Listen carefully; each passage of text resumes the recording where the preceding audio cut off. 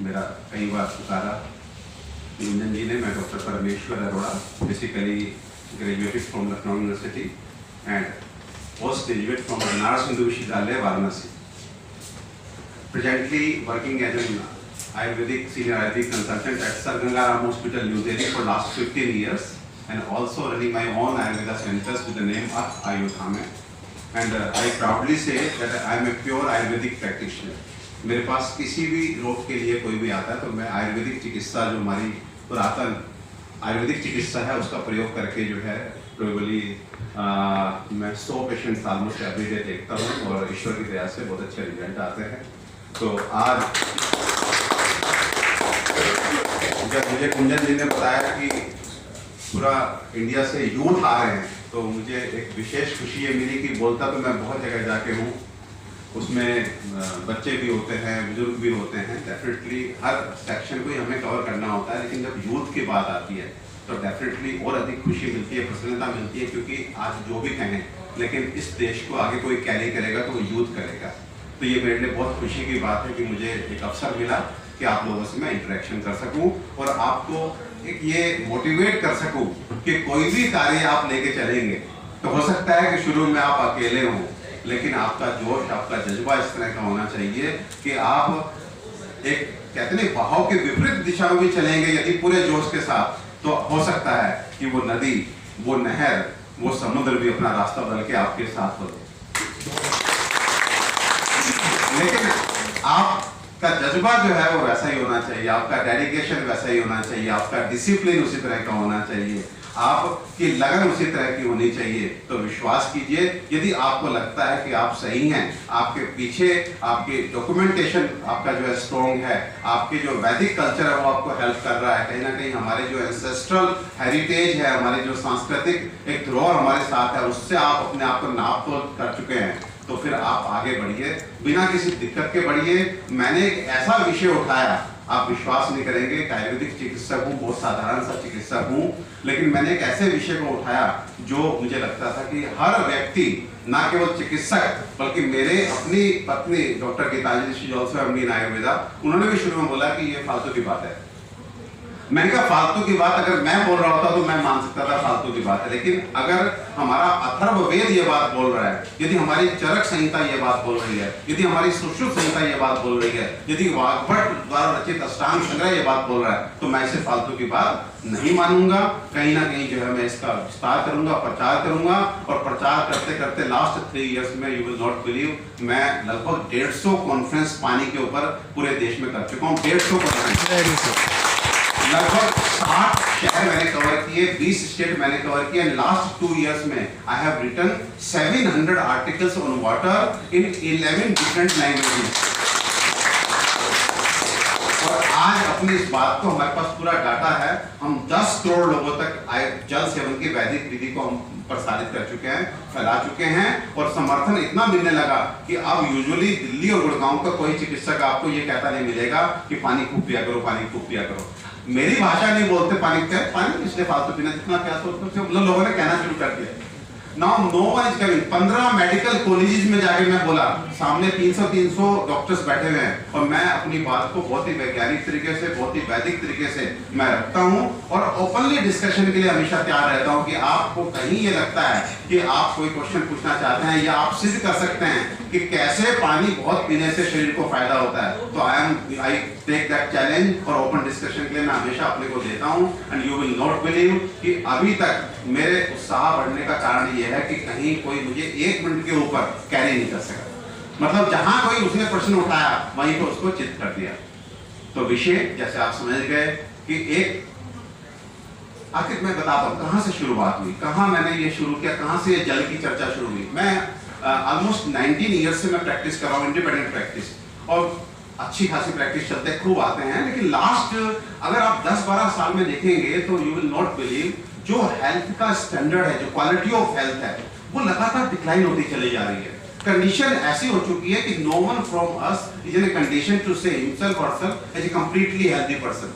आज हमारे घरों में दवाइयां राशन के रूप में आनी शुरू हो गई है। मानते कि नहीं मानते? राशन के रूप में बच्चे हों तो दवाई खा रहे हैं, यूथ है तो दवाई खा रहा है, और बुजुर्ग है तो दवाई खा रहा है। तो ये सब कंडीशन कैसे है? ये कंडीशन उस इरा में है, उस काल में है जहां पे हम अपने को क्या बोलते हैं कि हम मेडिकल एडवांसमेंट के इरा में जी रहे हैं, जहां पे टेक्नोलॉजिकली हम अपने को बहुत अच्छा पा रहे हैं, जहां एजुकेशनली हम ऊपर होते चले जा रहे हैं, जहां अगर हम बात करें इकोनॉमिक की तो इकोनॉमिकली भी हम साउंड होते चले जा रहे हैं। और इन चारों पहलुओं के साथ कहने का मतलब है कि हम टेक्नोलॉजिकली एडवांस हो गए, हम मेडिकली एडवांस हो गए, हम एजुकेशनली एडवांस हो गए, हम इकोनॉमिकली एडवांस हो गए, और साथ ही साथ if we talk about the health awareness और हम अपने को कंपेयर करें 40-50 साल पहले के लोगों से, तो आज हम we are much health aware also. लेकिन हेल्दी कौन थे? वो थे। इतनी सब पॉजिटिव सकारात्मक बातें होने के बावजूद भी जो एक दो चीजें सबसे इंपॉर्टेंट थी हमारी लाइफ की, number 1 age, number 2 quality of health, ये दोनों डाउन होती चली गई। आज 100 वर्ष की आयु जो है वो एक सपना मात्र बन के रह गई है। आज का हमारा यूथ कल्पना भी नहीं करता मैं 100 वर्ष तक जीऊंगा कैसे। और जबकि आज से 30-40 साल पहले हमारे बड़े आराम से 100 साल आराम से जी जाते थे। उस समय मेडिकल फैसिलिटीज का अभाव था, टेक्नोलॉजी का अभाव था, धन का अभाव था, तो जो बीमार पड़ता था मर जाता था। लेकिन अगर इन्फेक्शन नहीं हुआ तो वो जीता रहता था। जब आदमी को लेके जाते थे राम राम सत्य बोल के, तो उसके दांत भी होते थे, आंख भी होती थी, कान भी होते थे, बाल भी होते थे। आज तो हमें लगता है कि कोई ऐसा व्यक्ति नहीं जो 50 वर्ष की आयु में दवाई ना खा रहा हो, या जिसके दांत में कहीं दिक्कत ना आई हो। डेंटिस्ट्री आज से 20 साल पहले तो दांत वाले जो है वो एक बोतल लेकर के और एक जमूरा से लेकर के सड़क पे बैठा करते थे। मेरे ख्याल से जो बड़े लोग बैठे हैं मेरी बात को मानेंगे कि डेंटिस्ट कोई ब्रांच ही नहीं होती थी। तो ये कंडीशन देखने के बाद मुझे एक मन में आया कि सब सकारात्मक चीजों के बाद लेकिन दो सबसे इंपॉर्टेंट चीजों में हम कहीं ना कहीं पीछे जा रहे हैं। इसका कारण क्या है?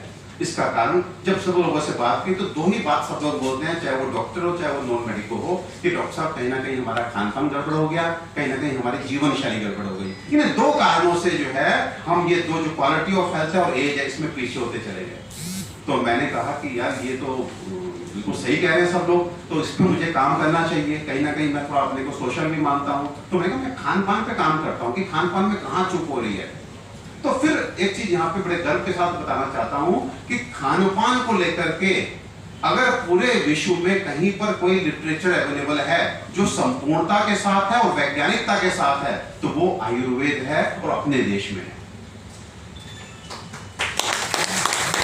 पूरे विश्व में देखिए हमारी हेल्थ के दो एस्पेक्ट होते हैं। पहला एस्पेक्ट होता है स्वस्थ से स्वास्थ्य रक्षण, यानी कि स्वस्थ व्यक्ति के स्वास्थ्य की रक्षा। दूसरा एस्पेक्ट होता है आत्मस्य विकार प्रश्नम च, यदि बीमार पड़ गए तो उसके विकार का वशम यानी विकार को ठीक कैसे किया जाए। लेकिन ज्यादा इंपॉर्टेंट क्या है? स्वस्थ से स्वास्थ्य रक्षण, यानी स्वस्थ व्यक्ति के स्वास्थ्य की रक्षा कैसे हो, वो उसकी दिनचर्या कैसे हो, उसकी ऋतुचर्या कैसे हो, उसका खान पान कैसा हो। तो ये सारी बातें अगर कहीं पूरे विश्व में इस कॉन्सेप्ट पे कोई वैज्ञानिकता और संपूर्णता के साथ कोई लिटरेचर है तो बताना चाहता हूं वो आयुर्वेद है, वो अपने भारतवर्ष का है। कहीं पूरे विश्व में एक पन्ने का भी लिटरेचर स्वास्थ्य रक्षण पे नहीं है। लेकिन अनफॉर्चुनेट बात क्या है? लिटरेचर किसके पास? हमारे पास। लेकिन डायरेक्शन किसकी चल रही है? बाहर की। और कितनी चल रही है? इतनी चल रही है कि हमने उनको बिल्कुल गुरु मान करके, प्रभु मान करके, जो उन्होंने कहा हमने फॉलो करना शुरू कर दिया। अपने जो वैदिक तरीके थे उनसे बिल्कुल नाता जोड़ लिया। मैं आपको बस एक एग्जांपल देना चाहूंगा।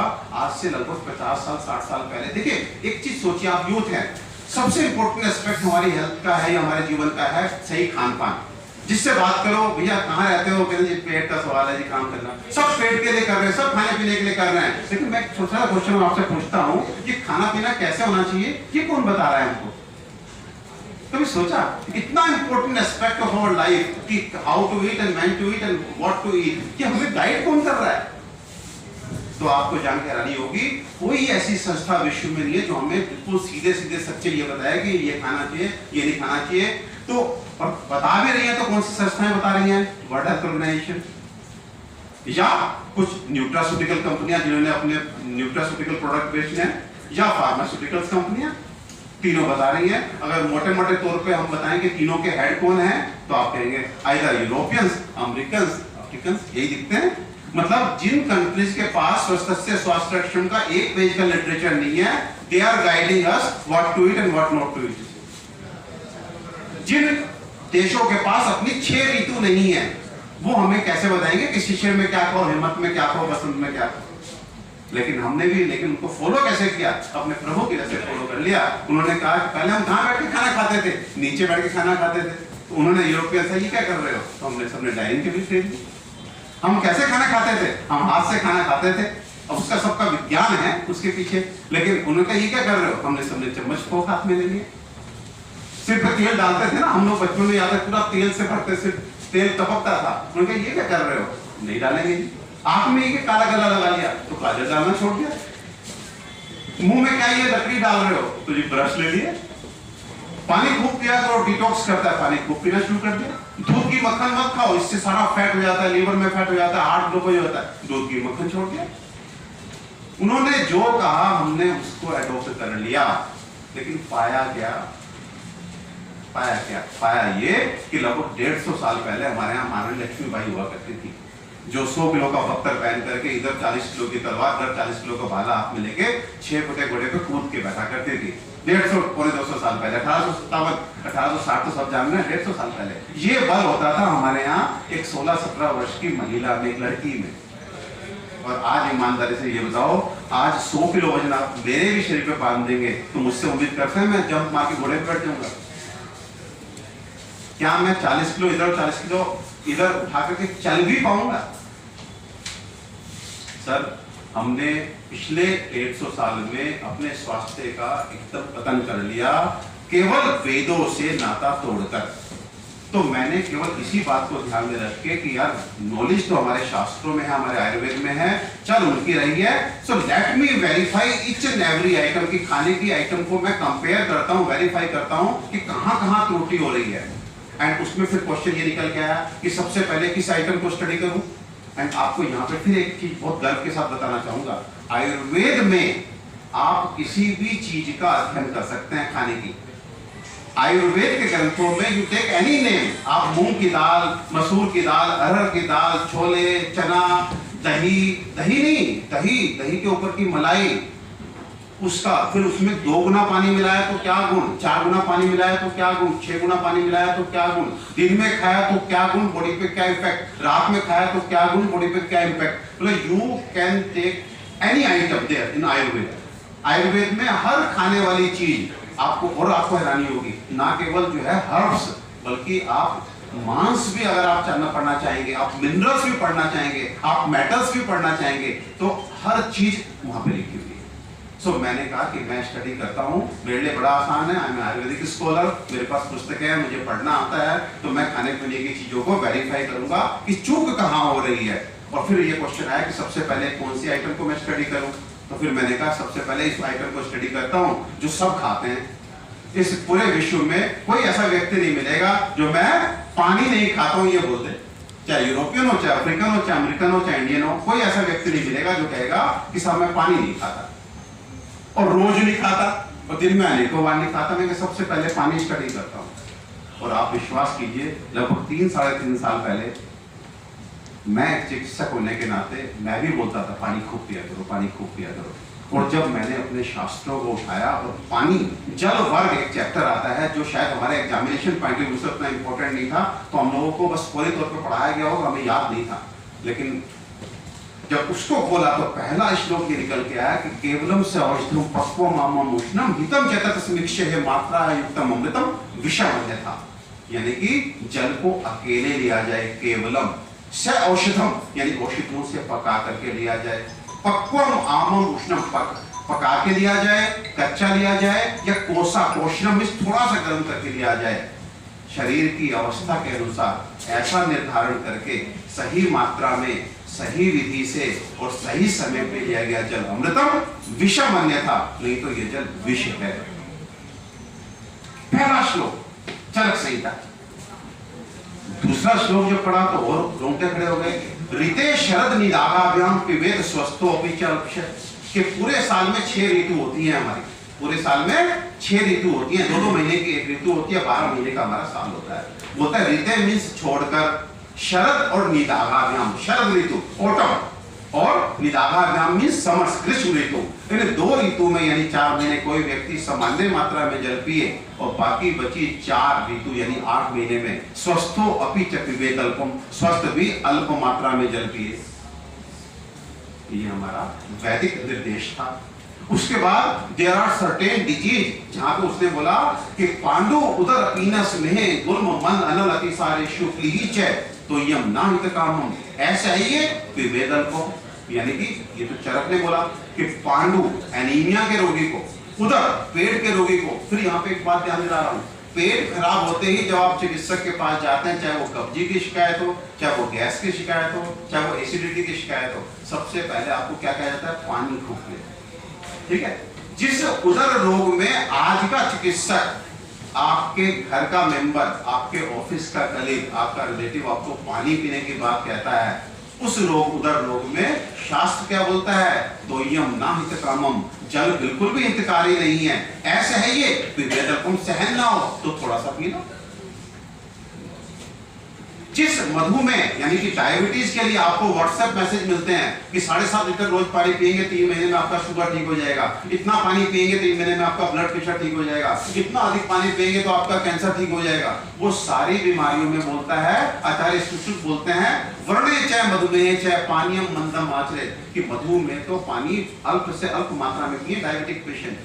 बल्कि कहीं ना कहीं इस विषय को जब आप पूरी तरह से पढ़ेंगे, मधुमेह यानी कि डायबिटीज में पानी अधिक पीना एक बहुत बड़ा कारण है मधुमेह की उत्पत्ति में। यू विल नॉट बिलीव मैं आपको क्या कहना चाह रहा हूं। आप अधिक पानी पी के अपने को डायबिटिक बना रहे हैं, अधिक पानी पी के अपने को हाइपरटेंसिव बना रहे हैं, अधिक पानी पीने से आप दिन भर अपने पेट को खराब रखते हैं, अधिक पानी पीने से आप दिन भर थके रहते हैं। और ये बातें जो मैं आपको बताना चाह रहा हूं, ये बातें मेरी नहीं है, मेरे कोई रिसर्च वर्क नहीं है, मैं फिर कह रहा हूं ये सब हमारे शास्त्रों में लिखा है। आप में से कितने लोग जो है अपने वेदों पे विश्वास करते हैं, हाथ उठाइए।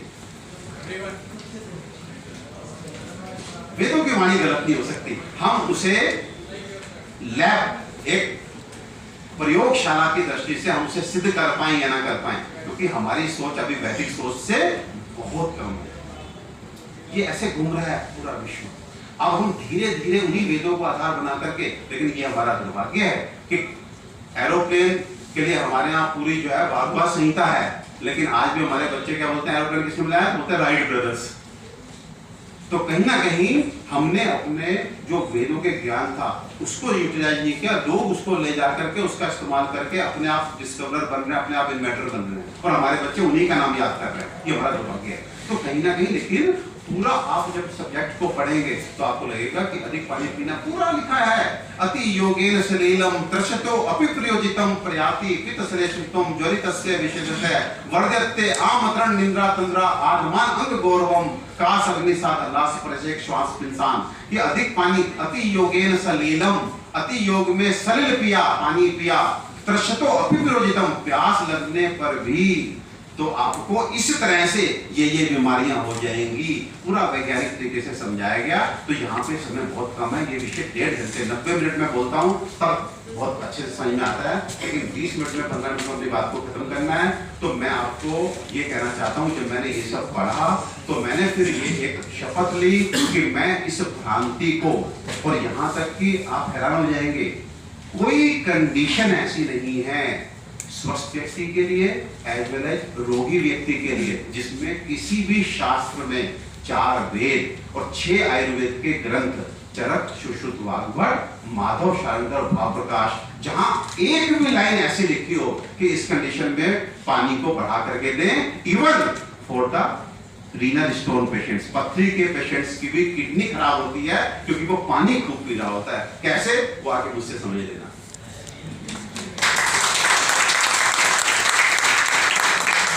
पथरी का पेशेंट भी बहुत अधिक समय तक पानी बढ़ा के नहीं पी सकता।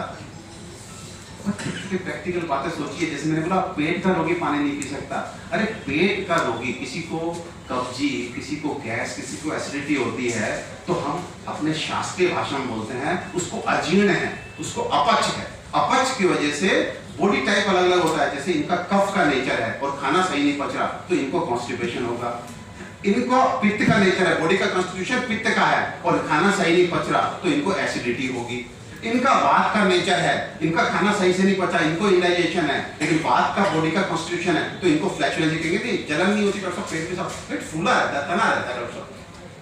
तो as per the type of the body constitution they may have different symptoms, लेकिन रूट कॉज क्या है? इंडाइजेशन, खाना सही से नहीं पचा, may be constipation, may be acidity, may be flatulency. और खाना सही से क्यों नहीं पचा? अजीर्ण का सबसे बड़ा कारण क्या होता है? हमारी पाचक अग्नि की मंदता।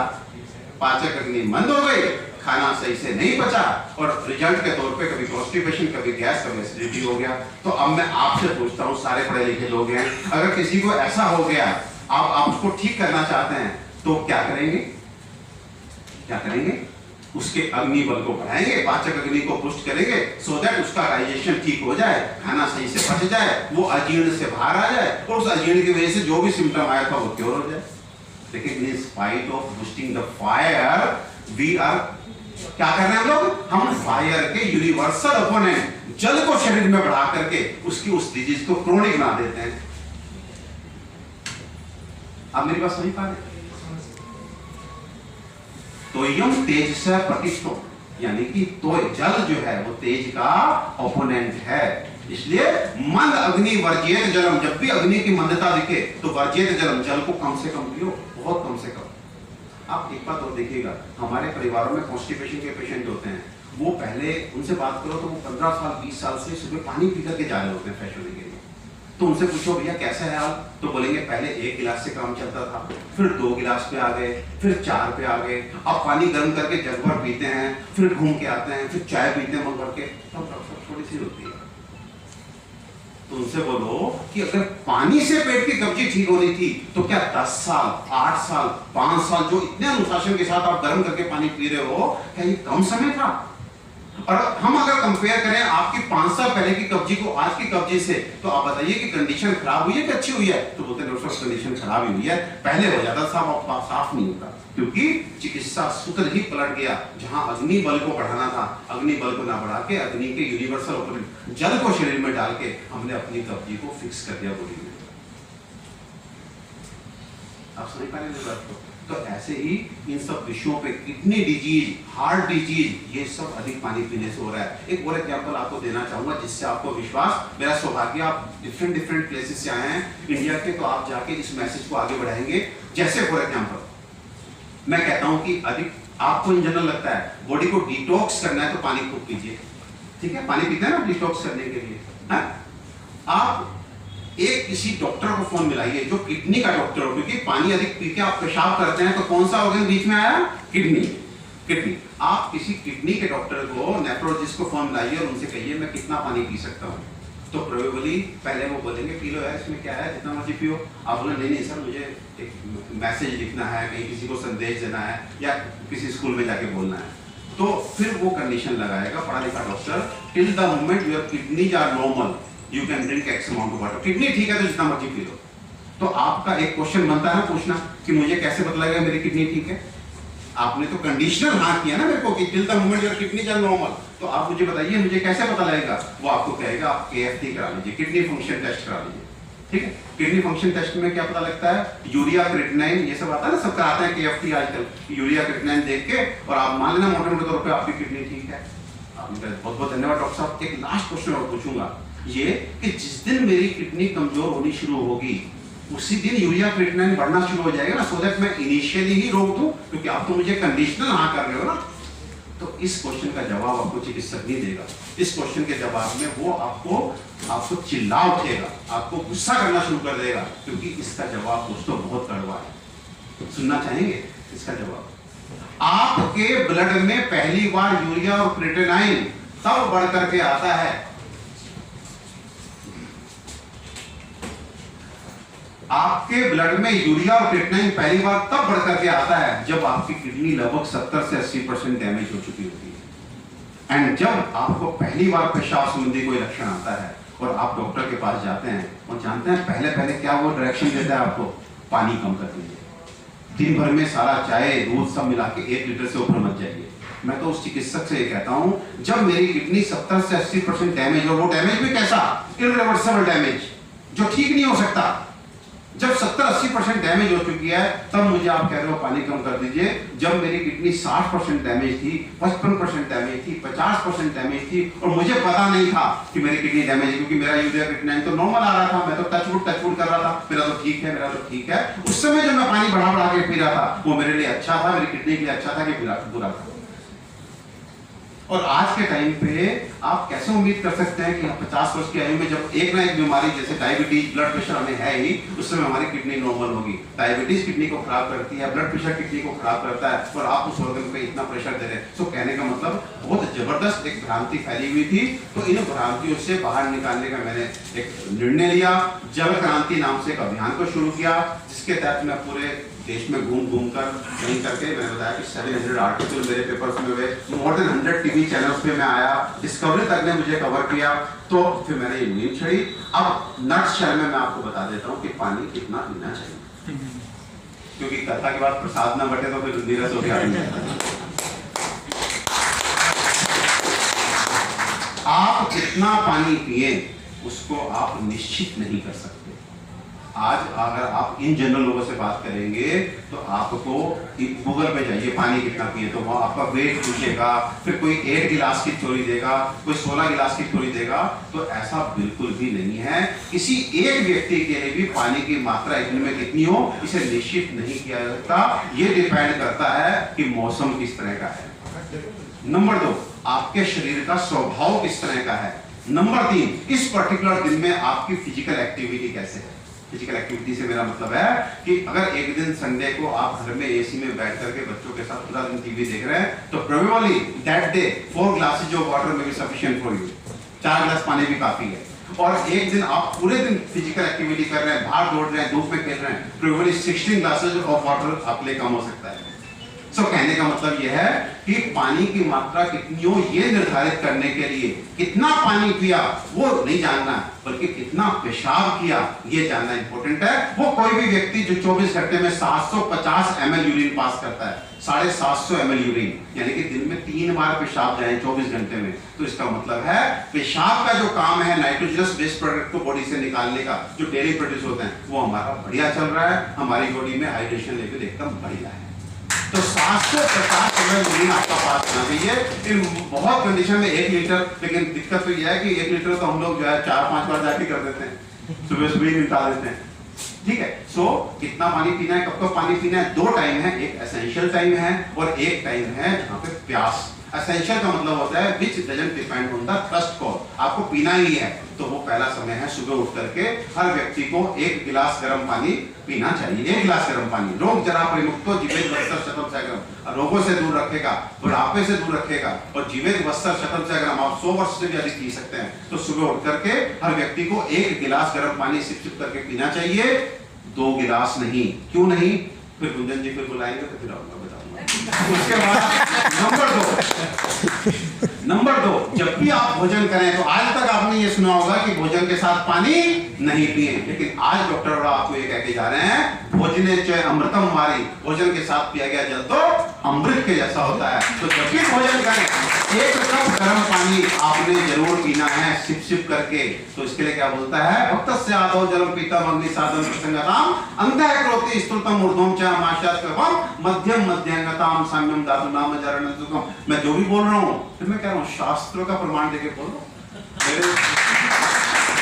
मेरी बात नहीं कर सकती। वो बोलता है कि भोजन के मध्य में जल पीने से धातु सम रहती है, अंग सम रहते हैं, जरणम सुखम, भोजन भी सुख पूर्वक से बचना शुरू हो जाता है। लेकिन भोजन बीच में कितना पिए, तो फिर देखिए तब मैं ये कहना चाहता हूँ, गुंजन जी मुझे 20 मिनट के बुलाते हैं और बेइंसाफी है। सुनिए गुंजन जी, आप बाहर घूम के आओ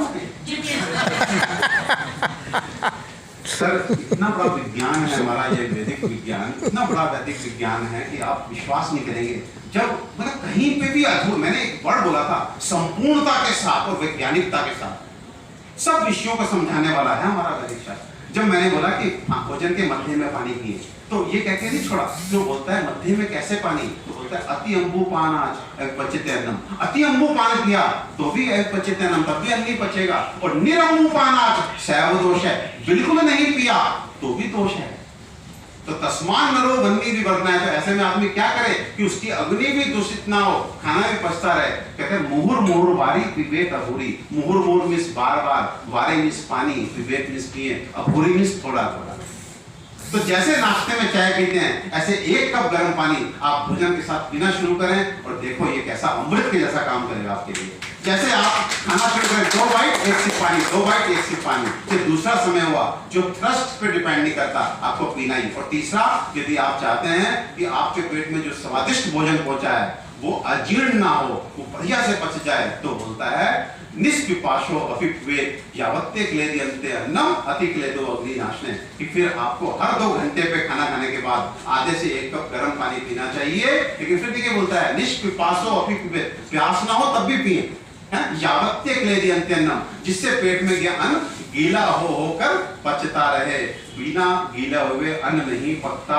दाल पकानी है पहले जल बाद में अग्नि, सब्जी पकानी है पहले जल बाद में अग्नि, कुछ पकाना है पहले जल। तो ऐसे ही जैसे बाहर होता है यत पिंडे तत् ब्रह्मांडे, जो बाहर होता है वही शरीर में अन्न को गीला करते जाओ जिससे वो सही से पकता रहे। लेकिन अति के लिए दो अग्नि नाश ने, अति के लिए मत कर देना, पानी अधिक मत डाल देना, ये तो अग्नि का नाश हो जाएगा, कहीं भी छोड़ा नहीं। तो ये 3 समय ऐसे हैं जब आपको एसेंशियल समय सुबह उठ करके 1 गिलास गर्म पानी, नंबर 2 भोजन के साथ 1 कप गर्म पानी, नंबर 3 भोजन को पचाने के लिए अच्छे से भोजन के बाद हर 2 घंटे पे 1 कप गर्म पानी, आधा कप गर्म पानी पीना चाहिए। इसके बाद जब प्यास लगे आप एक छोटा गिलास पानी जो है सिप सिप करके बड़े संयम के साथ पिए। गर्मी बहुत अधिक लग रही है, 15 मिनट का गैप दीजिए, फिर से पी लीजिए, लेकिन एक साथ तेजी से 2 गिलास पानी आज से नहीं पीना। और पानी को केवल उतना पीना है जिससे आप 7.5 ml यूरिन जाए। लेकिन यूरिन भी हम बोलते हैं, सर्दियों में पानी कम पीते हैं और पेशाब, और गर्मियों में पानी अधिक पीते हैं और पेशाब, तो इसलिए पेशाब में शुद्ध के चक्कर में भी नाप दो, अच्छा है, बॉडी को अपना काम करने दो।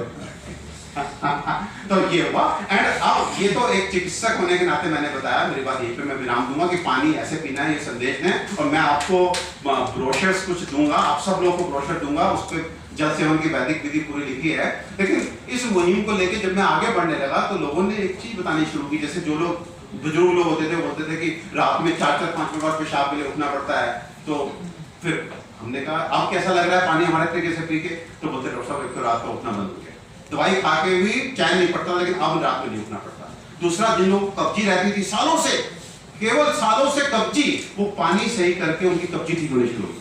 जिनको एसिडिटी गैस रहती थी वो ठीक हो गया। लोगों का गर्म पानी पियो, यू विल नॉट बिलीव, लोगों के दर्द खत्म हो गए, फैट खत्म हो गया, केवल पानी सही करके। तो ये तो चिकित्सीय रूप हुआ, लेकिन उसके बाद में ध्यान दिया कि यार ये तो जल संरक्षण भी हो रहा होगा।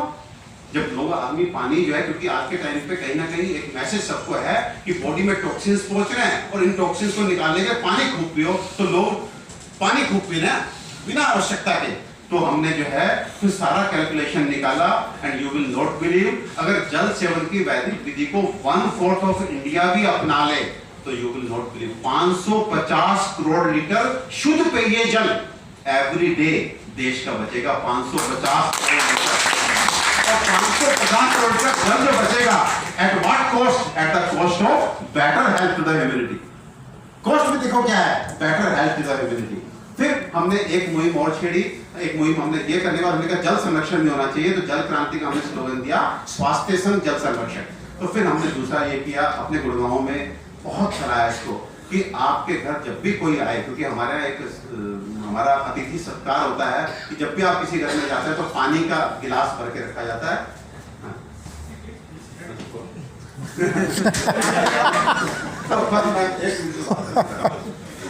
तो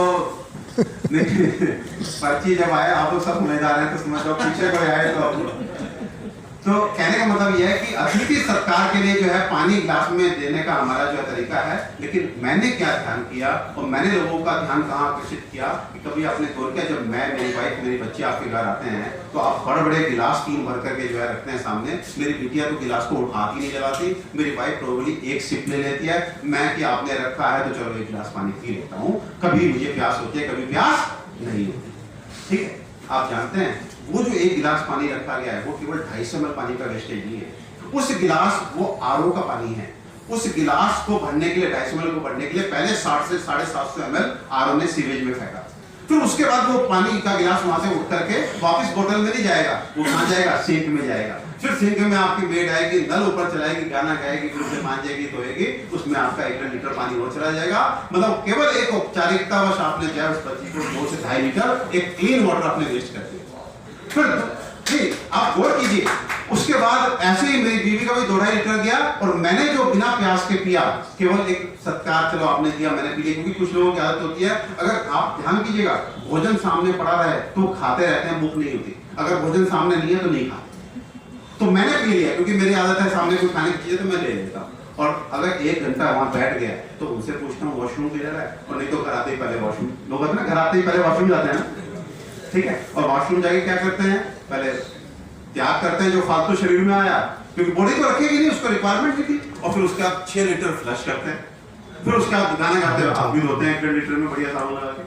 सो कहने का मतलब है कि जिसने बिना प्यास के पिया उसने लगभग 8 लीटर पानी वेस्ट कर दिया, और जिन्होंने एक सिप पिया उन्होंने 4 लीटर, आप जान लीजिए लगभग 12 लीटर पानी का वेस्ट हो गया। और हमने सारे आंकड़े निकाले, हमारे इस इंडिया में परिवारों की संख्या, व्यवसायिक संस्थानों की संख्या और जितने ऑफिसेज हैं वो 30 करोड़ हैं, 30 करोड़। हमने माना दिन में एक बार भी ऐसे होता हो, जबकि होता तो पता नहीं कितनी बार है, एक बार भी ऐसा होता हो तो लगभग 3 करोड़ लीटर पानी, सॉरी 300 करोड़ लीटर पानी प्रतिदिन हम केवल औपचारिकता बस वेस्ट करते हैं। प्रकृति की ऐसी धरोहर जो आज से 25-30 साल बाद जो है बूंद बूंद के लिए हम तरसेंगे, इसको हम अपनी आंखों से देख पा रहे हैं। उस धरोहर का 300 करोड़ लीटर केवल औपचारिकतावश हम लोग जो है वो खत्म कर देते हैं। तो कहीं ना कहीं एक मुहिम ये छिड़ी कि अब मेहमान आए तो अतिथि सत्कार में कभी नहीं छोड़नी, लेकिन आपने खाली गिलास और बोतल पानी की रखनी है। उन्हें 4 बार कहना सर पानी दीजिए, पानी दीजिए, लेकिन हम भर करके पानी नहीं, उसको